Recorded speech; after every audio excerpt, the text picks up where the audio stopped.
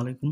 চতুর্থ শ্রেণীর শিক্ষার্থীরা, আজকে আমরা জানব তোমাদের গণিত বইয়ের প্রশ্ন কাঠামো এবং মান বন্টন নিয়ে। তোমাদের গণিত পরীক্ষা হবে 70 মার্কের, সময় থাকবে 2.5 ঘন্টা। চলো প্রথম প্রান্তিক মূল্যায়নের সিলেবাস সম্পর্কিত এবং মান বন্টন উভয় সম্পর্কিত জেনে নিই।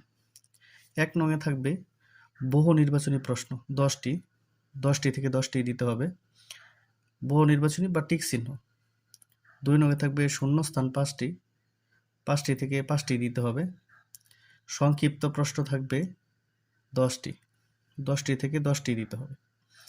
এই 1, 2, 3 নং হবে 10 করে, 30 মার্ক। 4 নংয়ে যোগ ও বিয়োগ করি, যোগ এবং বিয়োগ দিবে 2টা। এখানে শূন্যস্থান আকারেও দিতে পারে বা সরাসরি যোগও দিতে পারে, 2টি থাকবে, 2টির ক্ষেত্রে 6 মার্ক।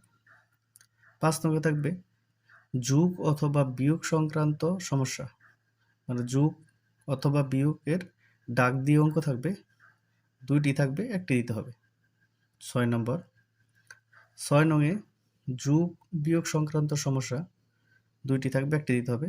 যোগ এবং বিয়োগ উভয়ই আছে, যে রকম ডাক পাঠ্য বইয়ে ওই ধরনের ডাক দিয়ে প্রশ্ন থাকবে, এটাতে 6 মার্ক।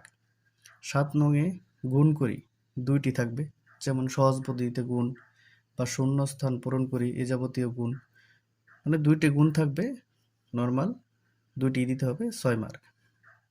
8 নংয়ে গুণ সংক্রান্ত সমস্যা, 2টি, মানে গুণের ডাক দিয়ে ডাক জাতীয় অঙ্ক থাকবে, 2টি, 1টি দিতে হবে, 6 মার্ক। আর জ্যামিতি থাকবে 2টি, 10 মার্ক। এই টোটাল হচ্ছে 70 মার্ক।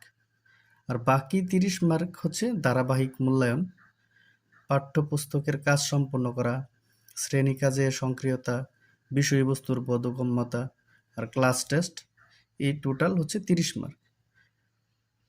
তো তোমরা আশা করি তোমাদের প্রশ্ন কাঠামো এবং নম্বর বন্টনগুলো সহজে বুঝতে পেরেছো। ধন্যবাদ।